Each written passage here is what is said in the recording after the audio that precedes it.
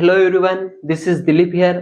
आज के इस वीडियो में हम जानने वाले हैं व्हाट इज वेरिएबल और टाइप्स ऑफ वेरिएबल। वेरिएबल क्या होता है, वेरिएबल के कितने प्रकार होते हैं और वेरिएबल का प्रैक्टिकली प्रोग्राम देखने वाले हैं।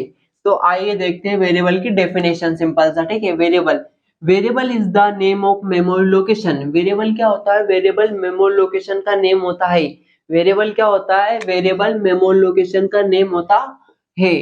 वेर वी स्टोर डाटा, जहां पर हम डाटा को स्टोर करते हैं।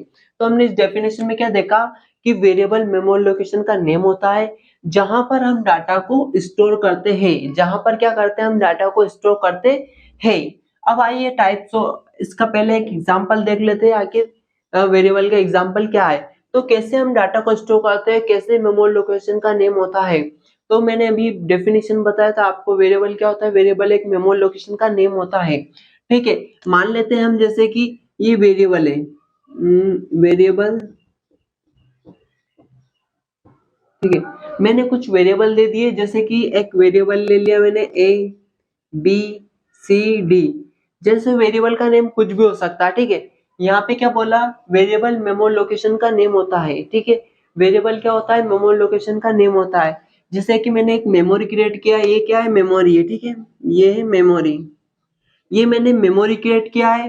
अब मेमोरी क्रिएट किया है, अगर मैं यहाँ पे चाहता हूँ कि जैसे कि यहाँ पर अगर मैं जैसे कि इसमें मैं 10 स्टोर करना चाहता हूँ, यह मेरी मेमोरी, अगर मैं इसमें 10 स्टोर करना चाहता हूँ, तो यहाँ पे मान लीजिए मैं 4 बार 10 स्टोर करना चाहता हूँ, ठीक है। मैंने 4 बार यहाँ पे 10 स्टोर किया।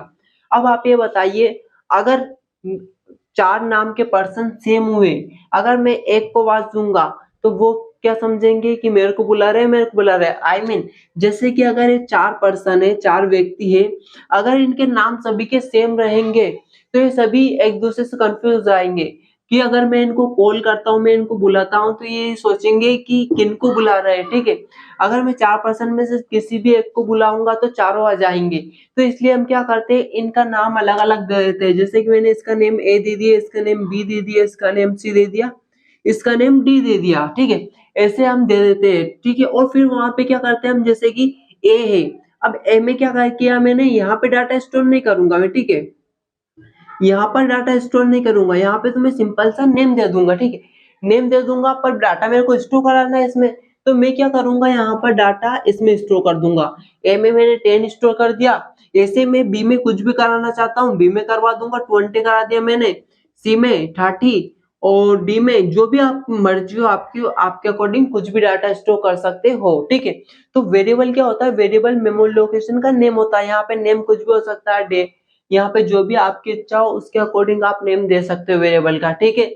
यहाँ पे कुछ भी नेम ले सकते हो, A B C D E F G, और अदरवाइज कौन सा भी नेम यहाँ पे ले सकते हो आप, ठीक है। सम एंड डिवाइड जो भी लेना है आपको नेम, यहाँ पर आप ले सकते हो। वेरिएबल क्या होता है, वेरिएबल यूजर डिफाइंड होता है। यूजर डिफाइंड मतलब यूजर खुद ही इसका नेम क्रिएट करता है, तो आपके अकॉर्डिंग आप कुछ भी नेम यहाँ पर ले सकते हो, ठीक है। तो आपको समझ में आया वेरिएबल क्या होता है, ये वेरिएबल है और एक मेमोरी लोकेशन का नेम है जहां पर हम डाटा स्टोर कर रहे हैं। डाटा कौन सा भी हो सकता है, ठीक है दोस्तों। अब देख लेते हैं हम इसके टाइप्स।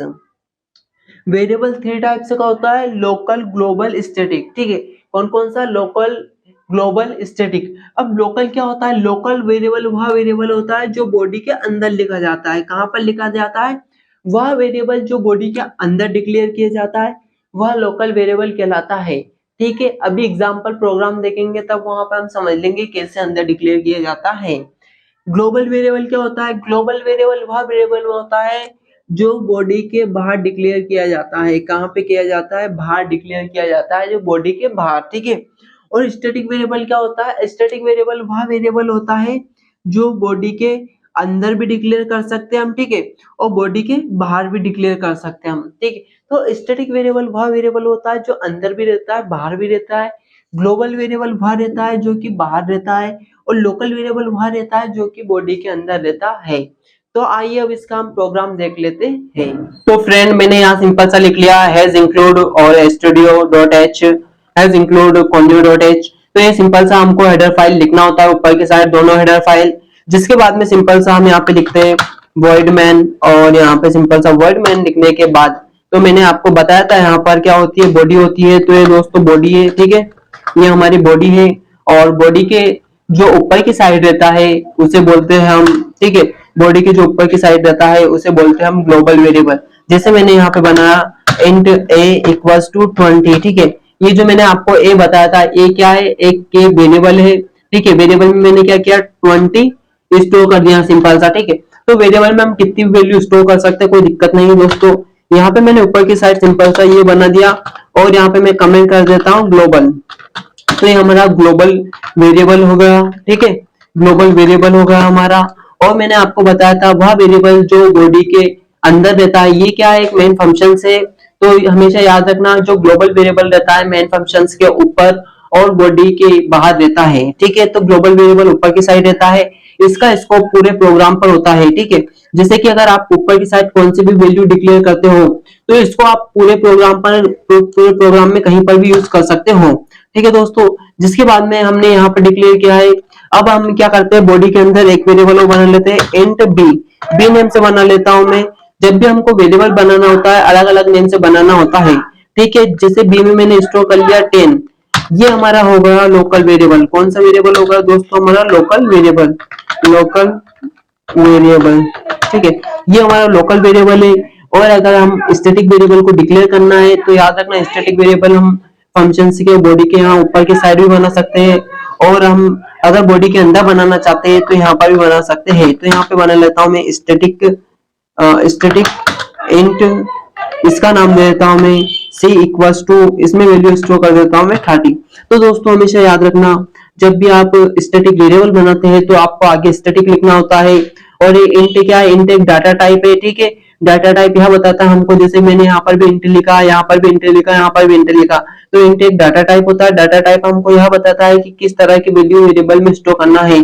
जैसे कि इंट मतलब इंटीजर टाइप का डाटा है आपका, ठीक है। ये 10 20 क्या है, एक इंटीजर टाइप का डाटा है, इसलिए हमको यहाँ पर डिक्लेयर करना होता है कि डाटा किस टाइप का है, इसलिए हमने यहाँ पे इंट लिखा, सिंपल सा, ठीक है। जिसके बाद में हमको सिंपल सा क्या करना है, तीनों ही वैल्यू को प्रिंट कर देना है। तो प्रिंट करने के लिए सिंपल सा आपको प्रिंट एफ लिखना है। प्रिंट एफ लिखने के बाद में यहाँ पर आपको %d लगाना होता है। %d क्यों लगाना होता है, ताकि जो भी आपने यहाँ पे वैल्यू दिया है, या एक इंटीजर टाइप की वैल्यू, इंटीजर टाइप की वैल्यू यहाँ पर इनपुट आउटपुट लेने के लिए यहाँ पर आपको सिंपल सा लगाना होता है। तो यहाँ सिंपल सा मैं ए को प्रिंट करा देता हूँ, ठीक है। मैंने ए को प्रिंट करा दिया है। और जिसके बाद में मैं यहाँ पर फिर लिखता हूँ प्रिंट, यहाँ पे लिख लेता हूँ मैं प्रिंट एफ, और यहाँ सिंपल सा फिर लिखता हूँ मैं %d, ठीक है दोस्तों। %d लिखना होता है, %d का मतलब आप समझ गए होंगे क्यों लिखते हैं हम। और यहाँ सिंपल सा मैं b को प्रिंट कर देता हूँ, और यहाँ पे सिंपल सा फिर एक बार लिखता हूँ मैं प्रिंट एफ, और यहाँ पर वापस लिख देता हूँ मैं %d, ठीक है। %d के बाद में हमको कॉमा लगाना होता है, और यहाँ सिंपल सा c को मैंने प्रिंट करा दिया, ठीक है। और लास्ट में हमको गेट ch लिखना होता है। गेट ch इसलिए लिखते हैं हम ताकि प्रोग्राम को बता सके कि हमारा प्रोग्राम यहाँ पर होल्ड कर रहे हैं, ठीक है। प्रोग्राम को होल्ड करने के लिए गेट ch लिखना होता है लास्ट में, ठीक है दोस्तों। तो हमारा प्रोग्राम कंप्लीट हो चुका है। अब हम इसको कंपाइल करते हैं। तो कंपाइल करने के लिए सिंपल सा आपको कंपाइल पे जाना है और कंपाइल पे क्लिक करना है। तो आप यहाँ पे देख रहे हैं कि आपके पास 0 और एरर 00 है, तो इसलिए आप सिंपल सा हमारा ये कंपाइल हो चुका है। कंपाइल करने के बाद में हमको रन करना होता है, तो सिंपल सा रन पे क्लिक करता हूं मैं, और यहाँ पर क्लिक कर देता हूं। तो दोस्तों देखिए हमारा यहाँ पे रन हो चुका है। तो हमारा आउटपुट आ चुका है 20 10 30, हमारा यही आउटपुट था। अगर हम यहाँ पे /n लगा देते तो हमारा आउटपुट अलग अलग लाइन में आ जाता। तो यहाँ सिंपल सा मैं आपके सामने /n लगा देता हूँ, ठीक है। यहाँ पर मैं /n लगा देता हूँ, यहाँ पर /n का मतलब होता है न्यू लाइन के लिए। जब भी आपको हर आउटपुट को न्यू लाइन में लेना है तो /n का यूज करना होता है, ठीक है दोस्तों। यहाँ पे मैं /n का यूज कर रहा हूँ, तो सिंपल सा मैंने यहाँ पे /n का यूज कर लिया है। अगर अब क्या करना है, जैसे कि जो पिछला आउटपुट है और ये आउटपुट है दोनों साथ में आएंगे, तो इसलिए आपको यहाँ पे प्रोग्राम को क्लीन करने के लिए यहाँ पर आपको सिंपल सा SCR लगाना होता है। तो यहाँ पे मैं लगा देता हूँ SCR, ठीक है।